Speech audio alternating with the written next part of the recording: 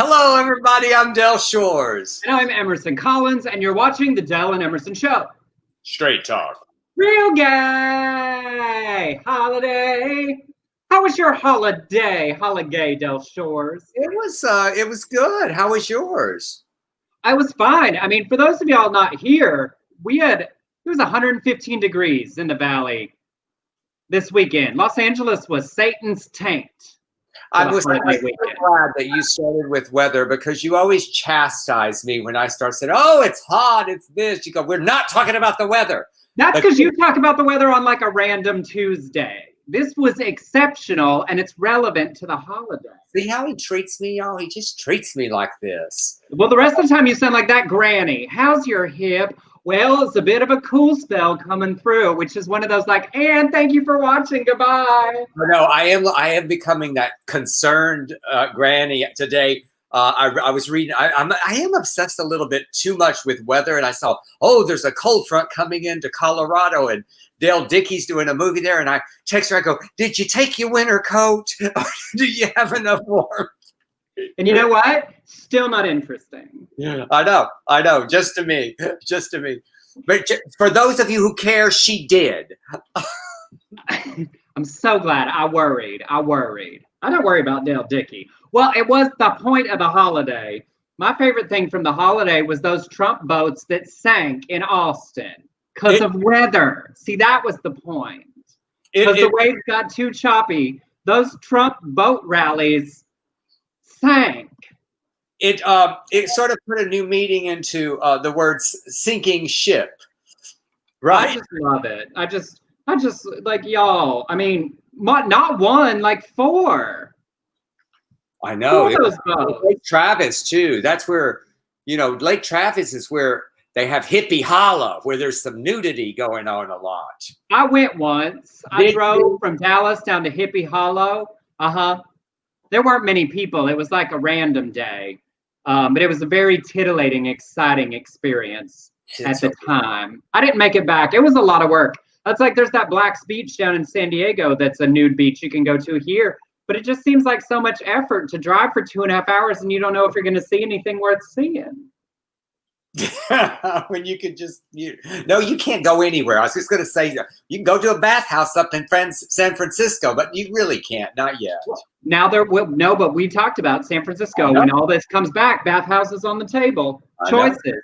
How did everybody else spend their holiday weekend? Did it feel like a holiday? I mean, yesterday I spent the afternoon working on this show because I was like, it's just Monday.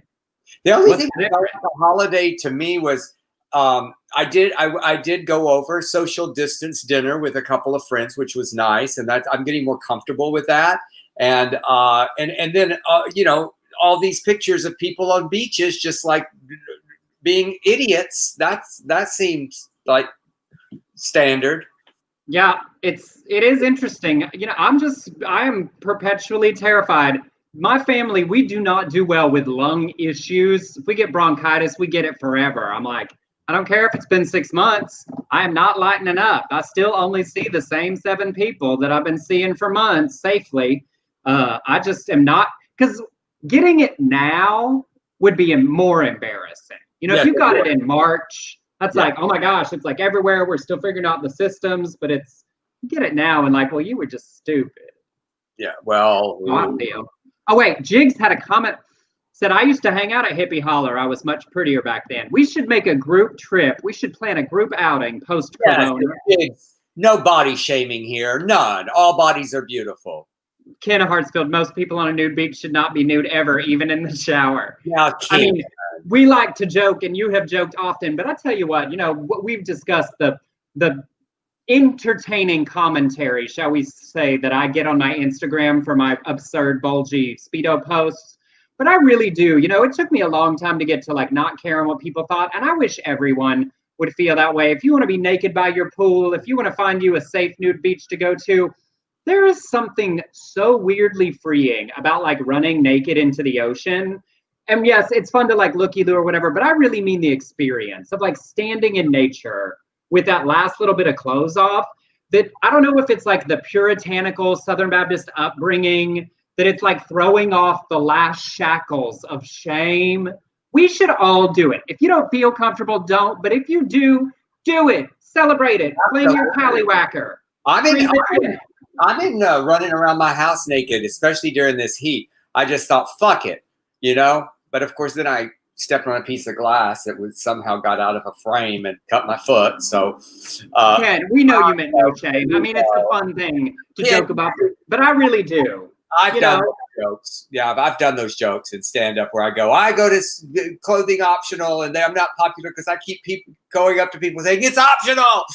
I finally learned to be comfortable from those like 80-year-old Australian homosexuals at the nudie men-only resorts in Palm Springs with their testicles down to their knees, flopping and, you know, practically playing an extra instrument as they walked. Is what, like, yes, I don't care. You shouldn't care. I mean, years ago, before I knew you, I went to 2 trips. One to Central Pay, but one to the Canary Islands, and I remember being on the beach there. And people were just naked. Families were naked.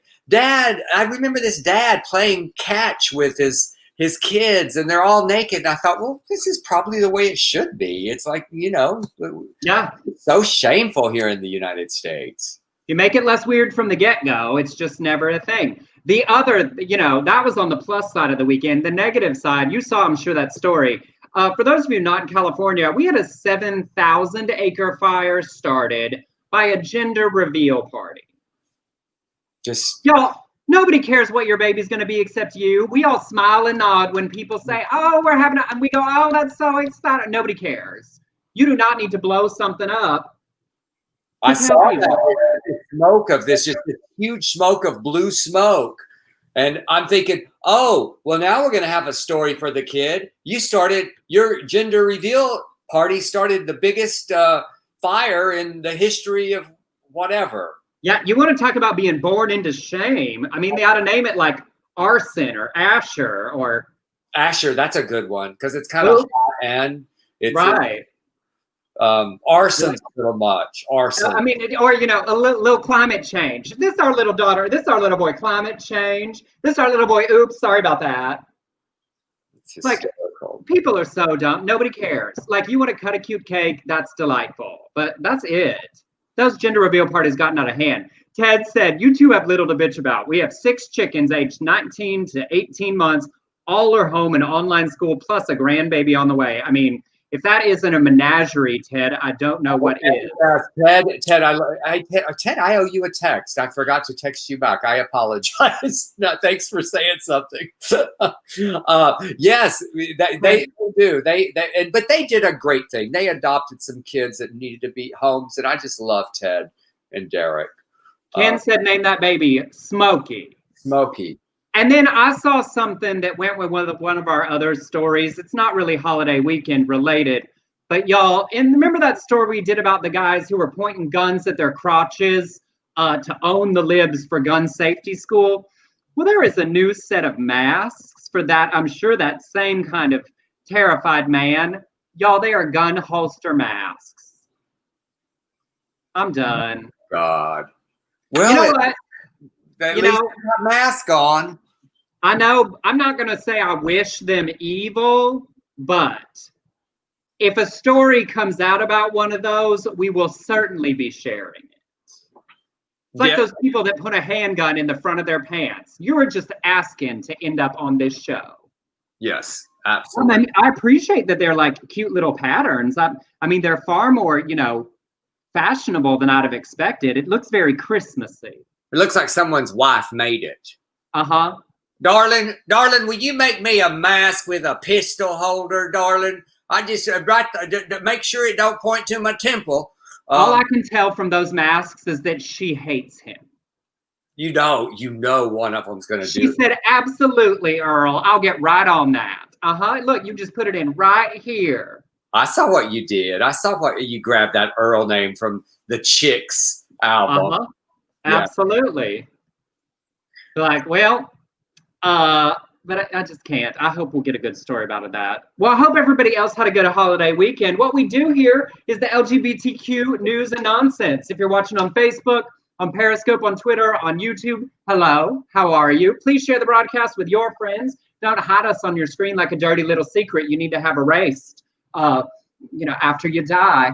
And we will get on to the news. This first story, it's actually a really old story that had a really frustrating and horrible development this weekend. In 2014, a U.S. Marine named Joseph Pemberton was stationed in the Philippines for training exercises, and he met a Filipino woman named Jennifer Loud at a local bar. Took her back to a motel, and when he learned that she was a trans woman, he strangled her to death, and she was found with her head in a toilet. As he was arrested, he claimed he was acting in self-defense. Now, the murder, the trial was a years-long story in the Philippines until he was convicted in 2017 of homicide, and he's been serving a 6 to 10 year sentence. Well, he'd been asking for early release on grounds of good behavior, but her family appealed the order and his early release was blocked. Now, Philippine President Duterte has officially pardoned him, and he is expected to go free. So this has rekindled a bunch of frustrations within the activist community in the Philippines, both for LGBT people and for the argument that American military personnel who violate their local laws can get special treatment.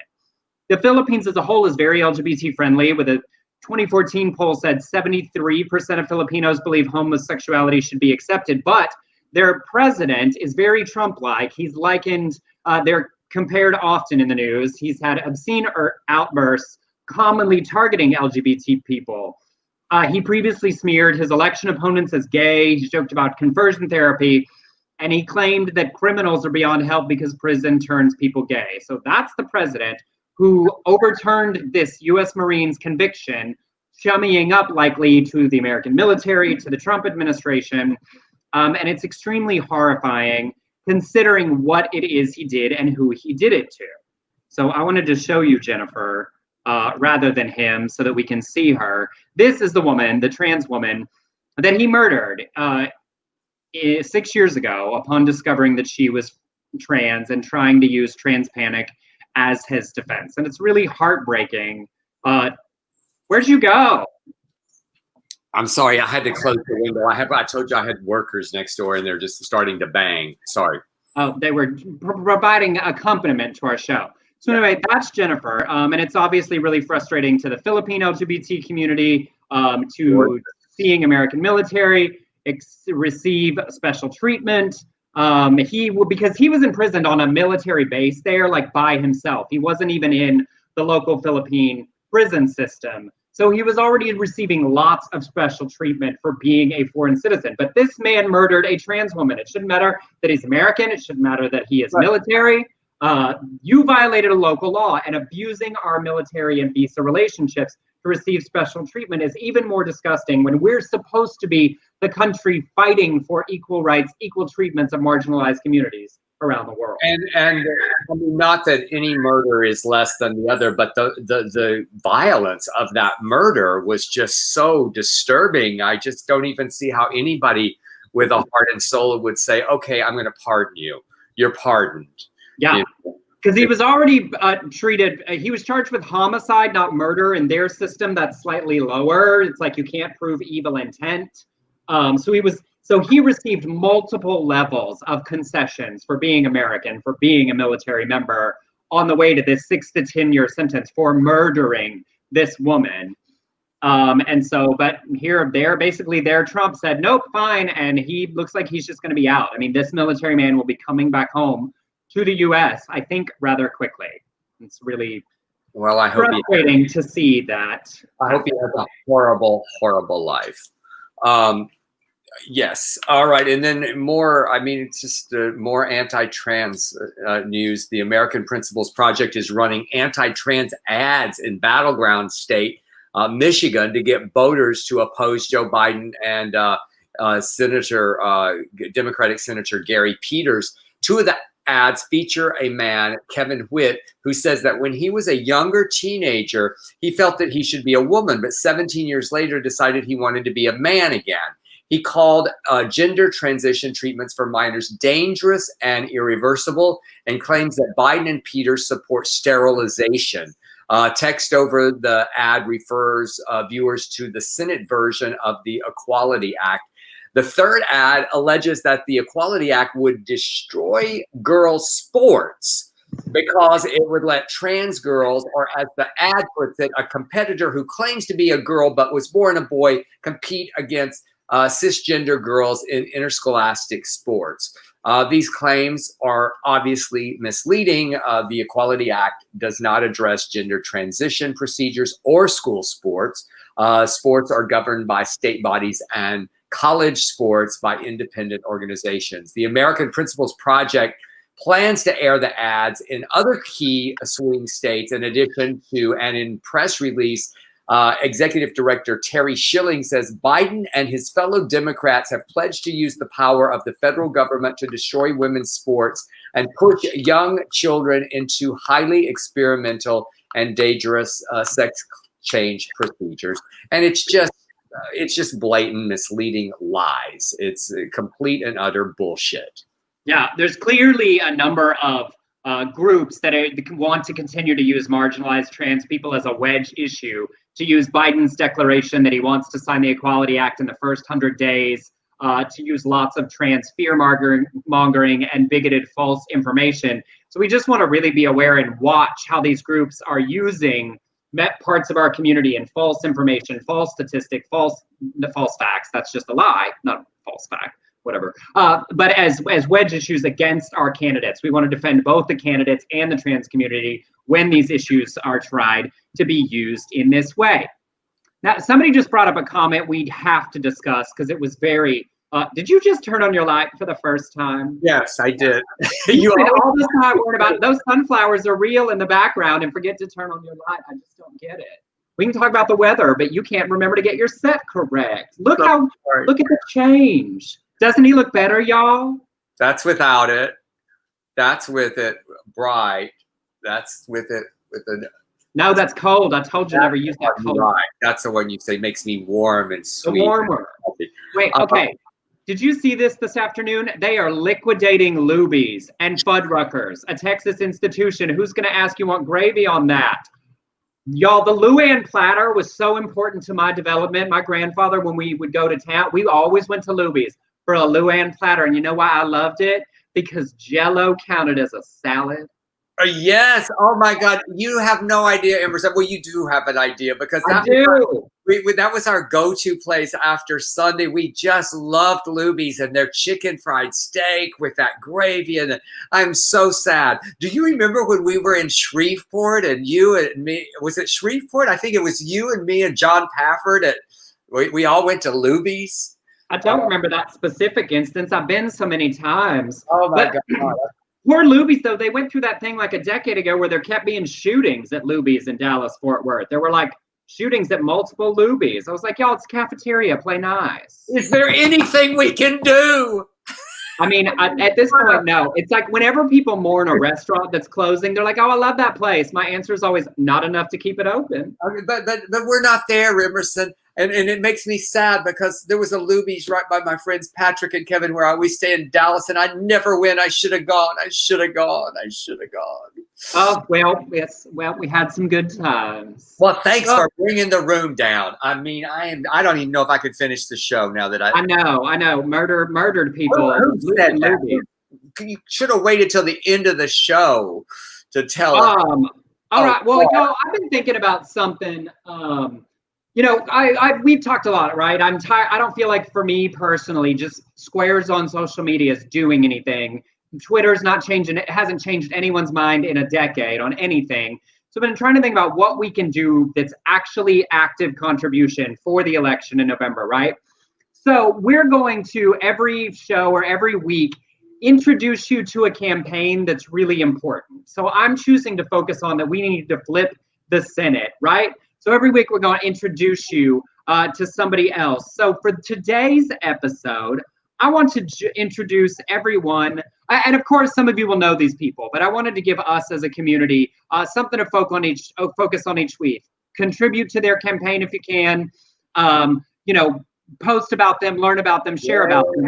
This is Jamie Harrison. Yes. Jamie Harrison is running in South Carolina as the Democrat to unseat Lindsey Graham.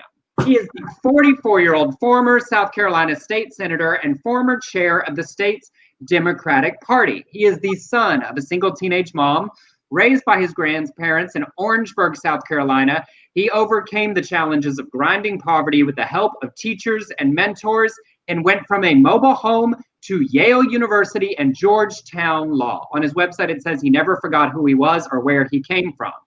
After college, he went back to Orangeburg to teach at his old high school, then worked to help empower kids like him to go to college. He served as an aide to legendary South Carolina Congressman James Clyburn, who endorsed Biden recently, and then worked for some of the biggest employers in South Carolina, including the Port of Charleston and the University of South Carolina.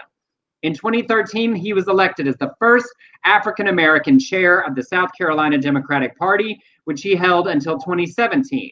He and his wife, Marie, live in Columbia, where they raised their 2 young children. Now, y'all, earlier this year, Lindsey Graham, who is incredibly popular, led by double digits, but polls more recently have shown Jamie Harrison to within 2 to 3 percentage points of Lindsey Graham. So, y'all, I gave to Jamie Harrison this week, and I registered. I am taking next week a class to phone bank for Jamie Harrison. I am taking on this one as one of my candidates to do actual work for. I don't have much money, but I can do that. I want to phone bank. Can you send me that information? I want to phone bank. Right there on this website. If you go to his website, everyone, you can donate. And as we introduce candidates, I'm doing this for Joe Biden as well this week and next week. I am taking a class from Joe Biden on how to text for him and how to phone bank for him. And I'm also signing up to Jamie to phone bank. All of these candidates, when you go to the website, there's the donation link. Donate if you can. And if you can't, pick a couple in these key battleground states and put aside some time to phone bank or text. Yes. I'm going to phone bank. Blake's going to text because he's not a caller. That does not speak to his soul. But y'all, I hope you enjoy this. We're going to really focus on these races that are really important, help you meet the candidates, and let's all together either donate or commit a few hours, one time even, to support these candidates that we need to take back the Senate.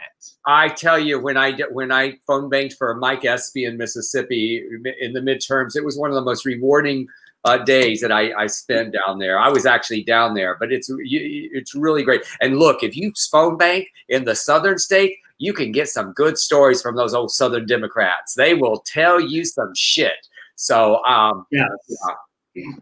But I hope y'all like that. You know, there's so many races in so many places, and you can certainly suggest, but I've got a bunch of the key Senate races we'll do for the next couple of weeks, and I want to focus on one per show.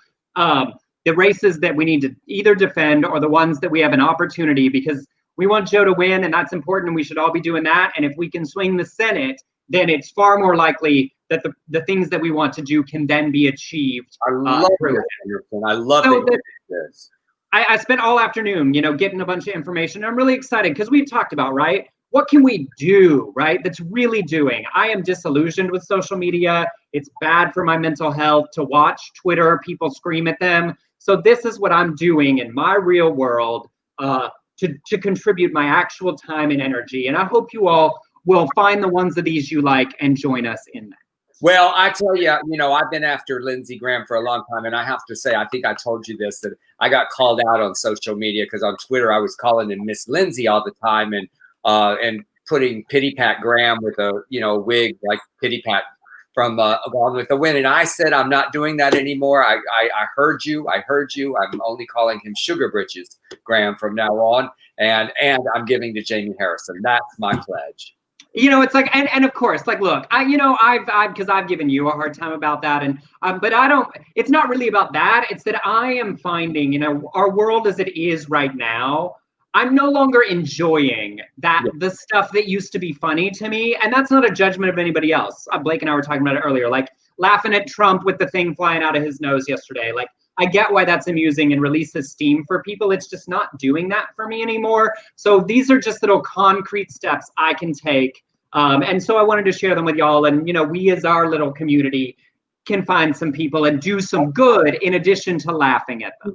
I swear to God, I thought I saw everything. I didn't see a booger fly out of Trump's nose. Oh, they thought everyone was like, oh, it was Adderall. There was some little thing.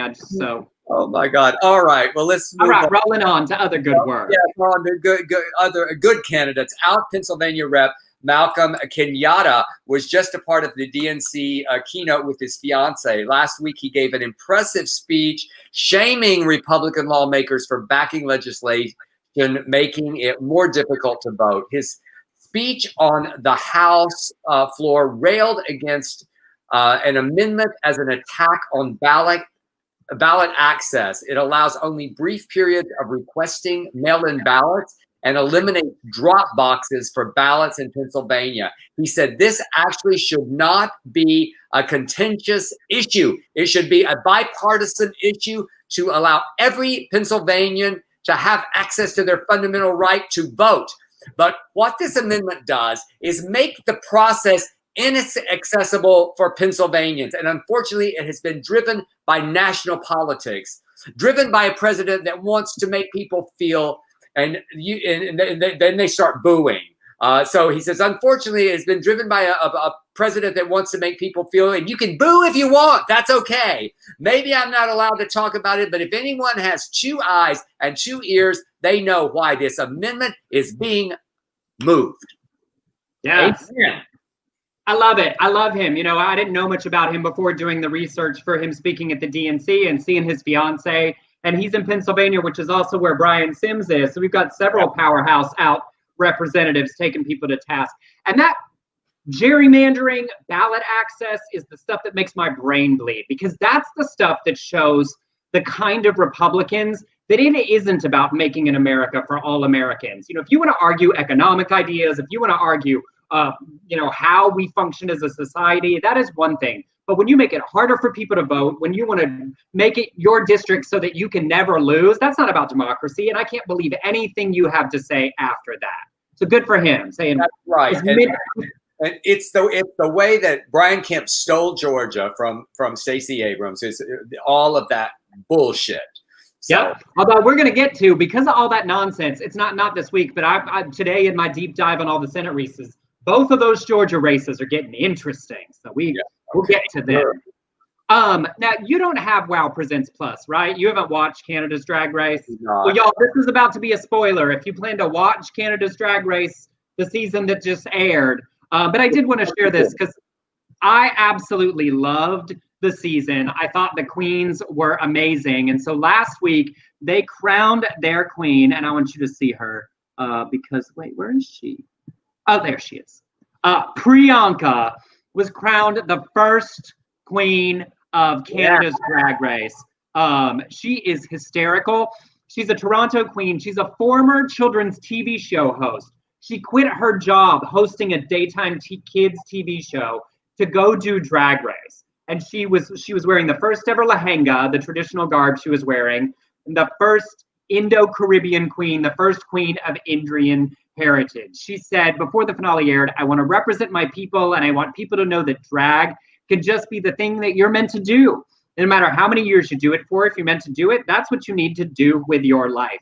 She was not out to her father when she went on Drag Race.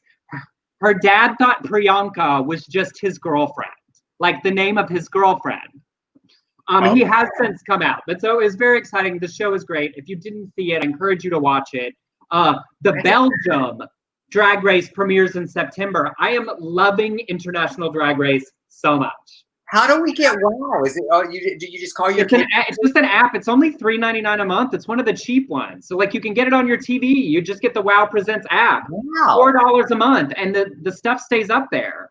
So you could pay $4 this month, binge watch the whole season, and then delete it. And it would. Oh, okay. Well, I may do that. I may have to watch that because I'm needing some Drag Race. I mean, I'm liking the Vegas thing. I am liking. I love it. Wow, I love Drag Race Vegas because seeing them talk when it's not about competition, we're seeing so much more of their personalities. I love it. I know. We get our Dallas friend getting all. Yes, Asia. Asia's getting pissed. She is. I'm leaving. I love her so much. What's that? I said I love her so much. Oh, I do too. He's very, very handsome as a boy too. Okay, so this is I was so thrilled to share this. Thank you for sharing this with me, Emerson, this morning, because my daughter Caroline lives in San Francisco, and she's very active with and has a trans friend who lives very close to where this happened. And last week, activists and legislators organized a mural in San Francisco Tenderloin neighborhood, the first officially recognized transgender cultural district in the world. The mural reads, Black Trans Lives Matter. It is so gorgeous and so big. And there are so many trans brothers and sisters living there in that area. It's known for that. So they commemorated the 54th anniversary of the Coffin Cafeteria riot. The project was created by local trans artists in collaboration with the Transgender District Counterpulse and the Tenderloin Community Benefits District. Trans leader Honey Mahogany said, "It is incredibly important at this time with everything going on across the nation and globe to have this painting right at the heart of the transgender district. There is a convergence of history given the historic importance of the site being the location of the Compton's cafeteria rights and the area where transgender people and people of color have lived for decades." For those of you who do not know, the Compton cafeteria riot happened in 1966, 3 years before Stonewall, when a group of trans women fought back against police inside the 24-hour restaurant popular with queer folks. As officers began to verbally and physically harass its LGBTQ patrons, one very fed up trans woman threw a cup of coffee at a policeman's head, sparking a riot largely by trans women and drag queens. The riot ended with several queer people being taken into custody only after a police car was destroyed and a newsstand was set ablaze and numerous tables and windows were smashed. And so they proceeded Stonewall. And I know, and I feel like it was good fun for us to share because I feel like everyone knows Stonewall, the general gist, as long as we don't try to argue about the brick. But the Black Cat here in Los Angeles and the Compton cafeteria riots, less people know about. And I love that they did that right at the site. And it's the first trans district in the nation. Yeah, and I just love that. I just love it. And it was so great because I sent the picture you sent me to Caroline and she sent it to her friend Brianna. And she goes, "I've seen it. I'm there." You know? I was about to say, but she's probably out there. But there was commentary back. Jonathan, Drag Race Vegas is so scripted. It is. I mean, they're obviously like, can y'all get dressed and go fight in the casino? But it's still fun to watch them do it and see them talk about each other when it's not about like competing. And Phil added, Canada's Drag Race is available on Spectrum on demand. So if that's your cable provider, I don't have them except in Palm Springs. I have it. Well, then you can't watch it that way. We've reached the midpoint of our show, which means obviously, we do this show to share the news and stories we find both important or entertaining with you all. We spend a good bit of time putting the show together. So if you've contributed to Jamie Harrison and everyone you can possibly think of and still have money left over, want to send us a little tip, $1, $5, $10, $1,000, you can do that on Venmo, at Emerson Collins, or on PayPal to beardcollinshoresproductions@gmail.com. Yes, and we have to say a big thank you to John Hartman. And you know, it was interesting because John asked if there was any way to give us a tip other than Venmo and PayPal, and Emerson said, "Don't worry about it, it's okay." And I messaged him and said, "If you want to, there's a couple other people who have sent checks," and we got a very generous tip from him. I mean, very generous. And the thing about I love John Hartman because he's been supporting our work for so long. He was when we were doing Sorted Wedding, he bought auction items, he bought the dinner, the New Year's dinner, and we got to meet him in Atlanta. So John Hartman, thank you. Yeah. And y'all, it is every, we joke and it's not expected, but it is really meaningful and it is really helpful. Thank you to Michael and Jonathan who have already contributed today. So, and obviously those who can't, we do this to have fun and laugh, and your comments and sharing the broadcast and tuning in every week. This is a highlight of our week too. Getting on through the news. This is very exciting to me personally. Star Trek Discovery, the CBS All Access series, returns for its third season in October. And they've been on the forefront of representation already, with the first gay married couple on their show, played by Wilson Cruz and Anthony Rapp. and they are introducing the first trans and non-binary characters. Ian Alexander joins the cast as Gray, a Trill host. I won't fall down the rabbit hole since I am a Trekkie explaining what that means. And Blue Del Barrio will play the role of Adria, a hyper-intelligent, non-binary teenager. The writers of the show have been working with Nick Adams, the director of trans representation of GLAAD, to create the characters as both compelling and authentic. And it's super exciting. Blake and I are actually, he's a Star Wars person and I'm a Star Trek person. So we've started watching the Star Trek movies from the beginning, because at night I have to tune out the news and like let myself enjoy entertainment. So my little inner Trekkie was very excited that they've done so great for our community on their show. Yes, they have. I want to ask you, because we have our friend Beth Grant's daughter was on it. Is she back? Yes. Oh, Beth's daughter Mary Chifo has been a hugely important Klingon badass character since the beginning. She's so great. I told Beth, I said, I watched the show because I'm a Trekkie. Mary being on it is just a bonus. So I've known her since she was born. I mean, she's literally born in November, and my daughter Caroline, and Rebecca in December. I mean, they were all the babies were together. So it's so exciting to see her success. So, all right, I love this story. You're welcome so much. Thank you.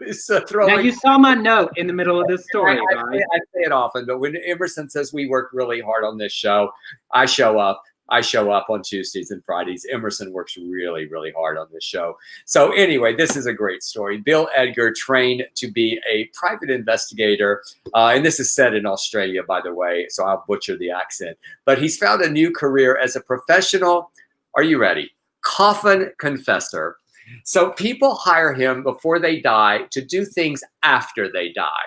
He says one 88-year-old man called him from the hospital and hired him to go over to his house and get rid of some personal items before he died. And his son, before his son discovered them, he said, I was pretty shocked. It was like a sex dungeon.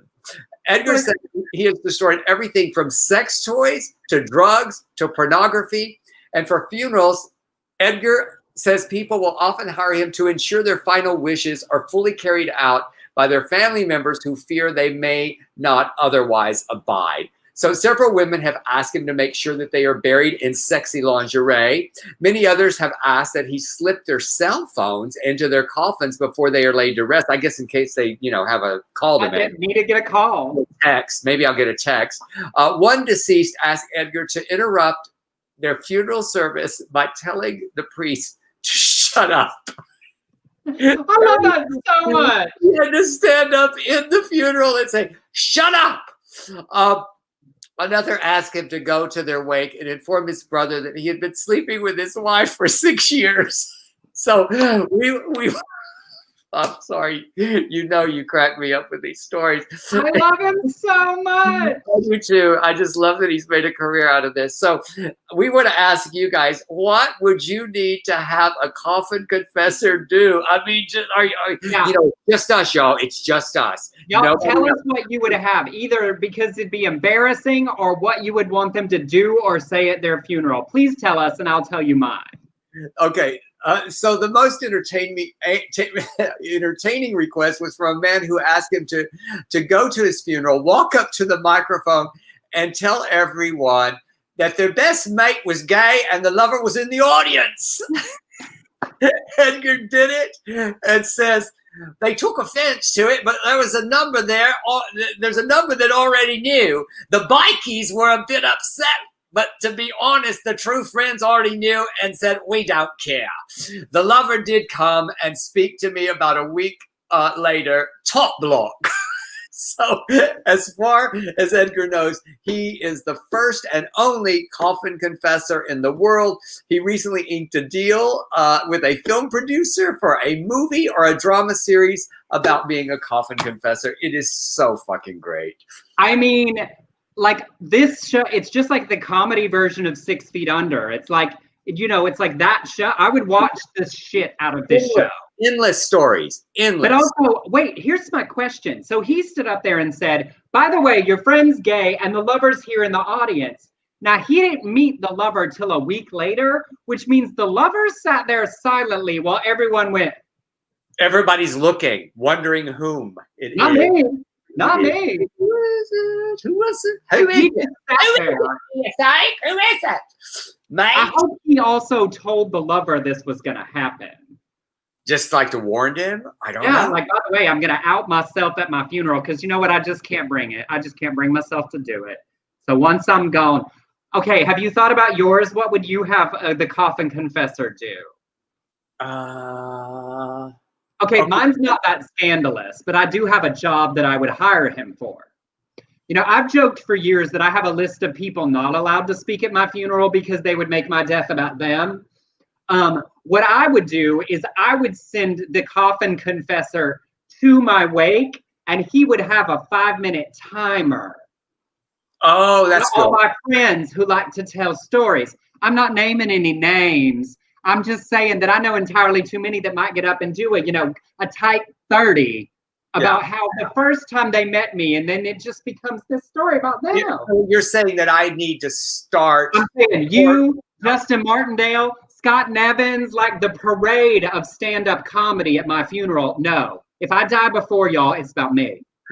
You know, there's so much. I'm trying to think, is there anything that is like scandalous that I have hidden? I just don't know that there's anything in my house that I wouldn't give a shit what you find. I don't know. Well, yes, you don't have any secrets. John said, I wonder who's going to find my porn. Mine's just on the internet. Doug's like you. He said, thinking over this, I've just lived too out in the open. I couldn't employ the man. I agree, Douglas. Me too. You know what it did this morning? It prompted me. I thought, there's a few things in my estate that I have to change. And you know, my kids are older now, and I have you as the executor, and things like that. I just need to change, so I need to do that. I mean, update those wills, y'all. Don't leave that old version causing a scandal. Tate said, definitely to do the porn and toy my house, have a memorial party to celebrate. I think it'd be fun to hire somebody to just have like comments.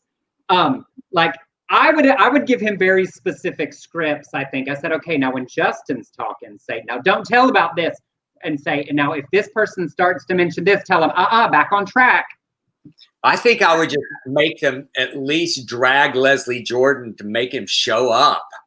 You know, he just may say, well, it's so late. I'm so tired. I just can't. Hey, can I just do a video? I'll do a little short video. He don't care. He's not there. It's like, Leslie would be the one to make that excuse. Why? Delford won't know. My only regret is that, you know, you predicted that Sarah Hunley would outlive us all. And I just always fantasized that Sarah would just talk nonsensical at my funeral, smoking and ashing and drinking. That'd be Sarah up there, ashing in the urn. And just drunk as a skunk at my funeral. Yes. Judy said, I've instructed my executor to destroy my diaries when I'm gone. Hi, Judy. I'm doing a writing workshop with Judy.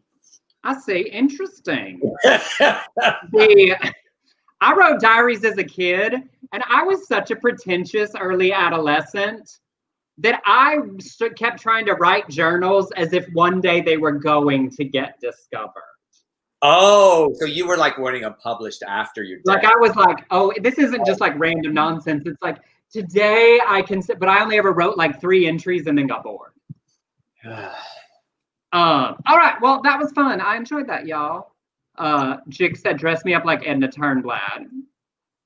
Oh, I that's how I see you in my mind, Jigs. That's not weird. That's just a picture. In quick international news, 2 sort of conversion therapy related stories. We've talked a lot about Poland and the challenges for our community there between re-electing their bigoted president, the LGBT free zones.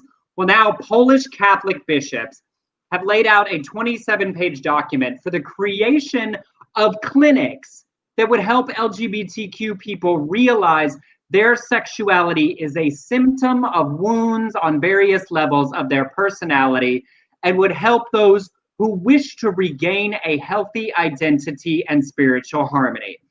Y'all, that's fancy words for conversion therapy. Now, what's interesting about this document is they do say LGBT people should be respected in a democratic state, and the rule of law should ensure no fundamental rights of these people are violated and no acts of physical or verbal violence.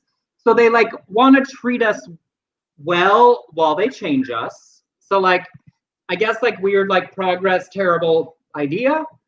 And then also similarly in Indonesia, last weekend police raided a party at an Indonesian hotel. 47 men were arrested. Most of them were released, but 9 of them who were accused of organizing the event were held and charged with violating an anti-porn law, facing up to 15 years in prison.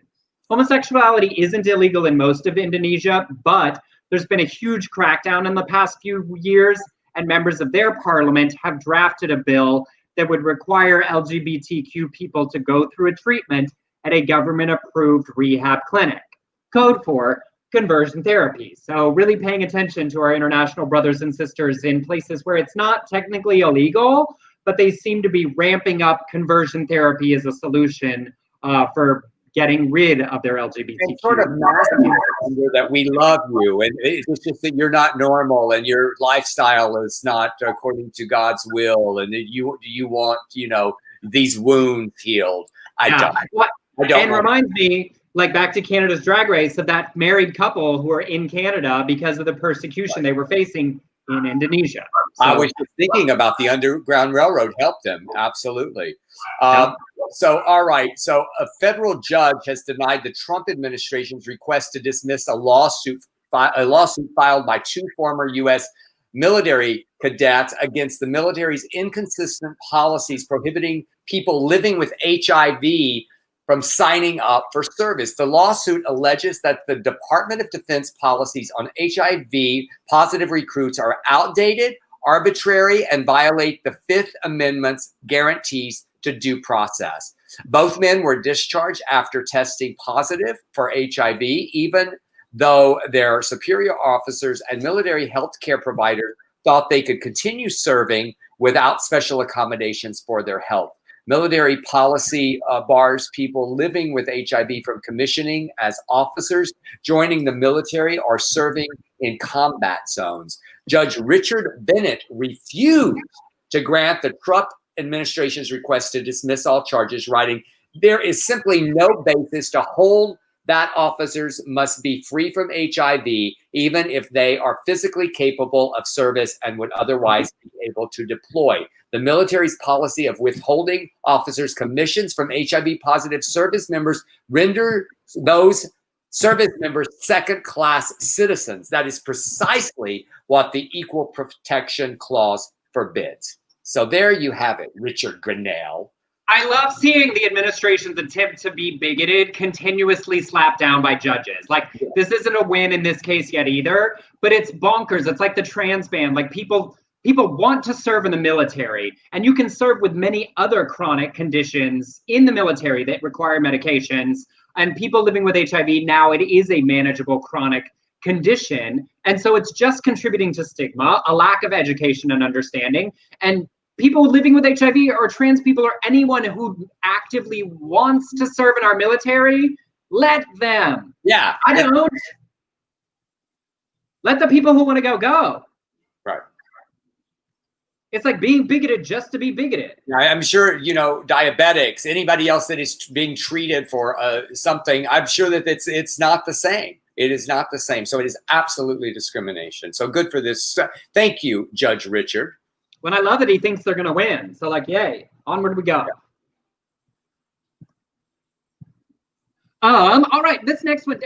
Were you a big Mean Girls fan? Well, I loved the movie. Loved it, yes. Well, y'all, it is very exciting. 16 years ago, Gretchen Wieners said, "I don't think my father, the inventor of Toaster Strudel, would be too pleased with this." And finally, 16 years later, Pillsbury is finally taking advantage of the tie-in and launching Mean Girls-inspired Toaster Strudel. And I just love this. I think it's hilarious that it took them 16 years to get it, but there it is. The last Wednesday, because of course on Wednesdays we wear pink, They posted, and all for Gretchen Wiener is announcing new Mean Girls inspired toaster strudel with limited edition pink icing with fetch written on top of it. So they did finally manage to make fetch happen. Kevy O'Malley Keys, the senior brand experience planner, said for years we've enjoyed in seeing fan art that they've made using toaster strudels. So now it's official. And they're running a competition titled the Most Fetch Toaster Strudel Icing Sweepstakes. And the winner will get a personalized video message from Lacey Chabert, as well as 1 year's worth of toaster strudel and Mean Girls merchandise. Wow. I just love it. It's just like silly and fun, and it made my heart happy. I need to enter that competition. You should. You are a good artiste. I mean, you got to get real creative. I'm not. It's not the kind of artist I am at all. My problem is I'd want to make like a pink penis design, and you know that's not going to win. So, all right. Well, I think it would sell, at least to our demographic. Yes. I love this story, and I actually tweeted this video way before. I was very aware of this because the man in the video that is this maskless, religious, crazy motherfucker in Alaska is wearing UT all over the place, University of Texas, and I thought, oh God, you're not making Texans look good.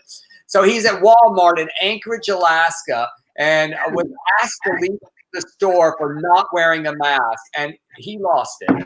Now, I want to tell you that are you playing the manager? Are you gonna obviously? Okay. Yeah. I want you to know that no matter how over the top you think I am, when you see this video, which you absolutely should, there is no way I can even come close to what this man's true performance was like. Okay, I got to get into my character. Here we go.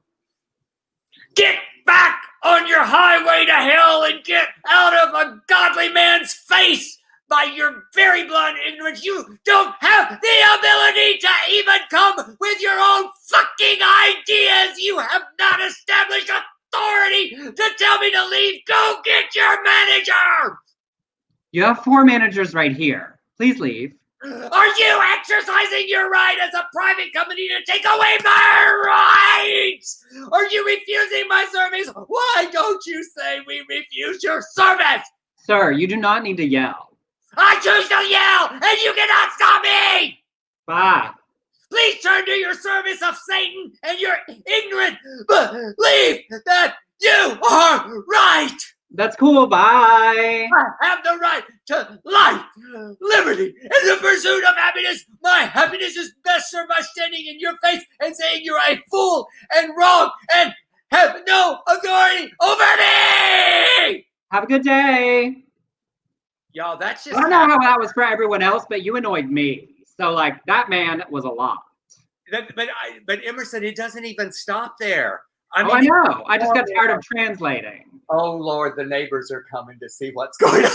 Well, yeah, it sounds like you're assaulting somebody. They're worried. People, there's going to be a knock at the door. I was like, you're not okay. But, and also the flip side, the woman who was the manager was really impressive because, they were yelling back and forth, but then he really got in her face and she kept the way that but I mean, to me, it started becoming, I was like, if I had been standing there, I would have become concerned for her physical safety. And she just stood there, handled it well, and off and sent him packing. And seriously, did not budge. Like in that calm demeanor, did not budge. You'll have to watch it. You have just there's that Academy Award performance, Del. I'd say People's Choice at best. It's like, I would say community theater, the community theater awards for most over the top. No, it's not. I swear to God, what I did is not over the top. You must see it. Y'all, it definitely was the most probably the most unhinged, except for like that KKK Karen in Tennessee of the ones I have personally watched. I would be.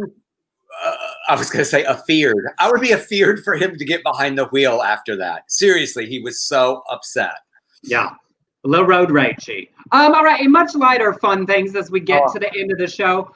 Channing Tatum First of all, I love Channing Tatum I so do much. too. Have you ever seen that video of him at like 19 dancing in a thong all grainy at that Yeah. Florida strip club where he came from?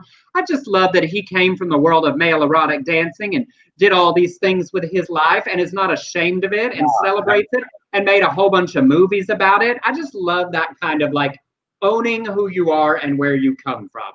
Makes him so hot to me. And after this, you will love him even more.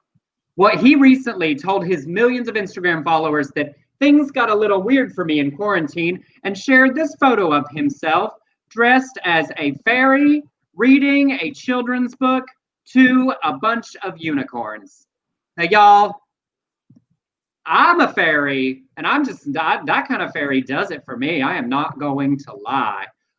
He said in the caption, he's coming out with a new picture book called The One and Only Sparkella, inspired by accidentally locking himself in his 6-year-old daughter Everly's room. The caption says, "This is what I created for my little girl from what is, I guess, the little girl in me." The story of a young girl named Ella who's made fun of for her glittery appearance. Ella feels bad, but then her father encourages her to keep being herself and builds her self-esteem. The book comes out next year. But he also shared the dedication, which reads part of it. "This is also for all dads that might have a little girl. Wear whatever, dance however, and be as magical as you can, because I promise you they will return the love." And I just felt like as the dad who made princess things for his little girls, that would speak to you. Well, it does, and the image that came to mind, Emerson, is when I remember my ex-wife once walked into my house with my girls, and we're in the mirror doing Dream Girls. I always had to play Effie because they would fight over Dina. But you know, we were doing You Your Dream. We had all the moves and we had the boas. And, yep. But I also, and even separate from the kids, I love that this guy that's, you know, he does action movies and like even his stripper movies, it's like aggressively masculine, right? You know, is just putting up that photo of look at me and my fairy wings because this is what it takes to entertain my kid and I'll do anything to entertain my kid. You know what that does about masculinity. Like, it's just such a great, wonderful display that I just loved. And saying, I'm embracing the little girl inside of me. What's yeah, that? and like that being an okay thing. Like, yeah, do it. Absolutely. Love you, Channing Tatum. Channing Tatum. I mean, that Tony song. So, all right, and someone else I love very much is Casey Musgraves, and she's using her voice to warn about the harm to the LGBTQ community that would be caused by a second Trump term. A week ago, she shared an image saying, if you love an LGBT person and you're planning on voting for Donald Trump in November, that's an act of violence against them. Her comment above it said, to teach their own, but know what your vote means. And of course, the responses were from conservatives saying he's the most pro-gay president, bull fucking shit, with the same-sex marriage support from day one argument, and LGBT conservatives are furious at her. Good. I love it. I love that she's out. It's literally become we've been talking about my mental health. The music that I'm listening to, I'm using a lot for relaxing, and it's been a lot of. Blake's got me into Babel Guiberteau. Casey Musgraves is very common, like afternoon, like doing stuff. I just love her. I love her music, what she stands for, that she's willing to follow the chicks route of not caring what the country audience thinks, to stand for the right things. I just love it. And if you don't know her music, just download Same Trailer, Different Park right now and listen to it after this show. Yeah, I loved this show, y'all. Did you? Yeah, we always joke after the show's over, like, how do we feel about that one? But I hope y'all liked. I'm excited about sharing, focusing on one candidate with you guys. I liked the trans stories and the focus on that, and I liked these fun ones. This just felt like a great show to me. I figured we had a minute left. We could tell that we could do our recap with everyone. Yeah, it was fun and it was important, and we must continue in that spirit that you gave us today, Emerson. We really must continue to do more than just sit on Twitter and troll Donald Trump like I do, but we must do more. So I am going to make a commitment to phone bank for somebody, maybe Jamie Harrison, maybe Mike Espy again, but at least one of them. And y'all, and I don't say any of that to whatever you need to do, whatever you need to laugh at to get through. That is such an important part of this for all of us. But I'm really trying to focus on using our little platform in the way we can to focus on concrete things we can all do together. I'm not trying to change the whole nation, but I can use little bits of my time to do good things. I hope you will too. And as always, if you want to shoot us a tip, Venmo at Emerson Collins or PayPal to beardcollinshoresproductions@gmail.com. All right. Thank you all for joining us and hanging in our little sandbox today. We appreciate y'all, and we will see you on Friday. Bye, y'all.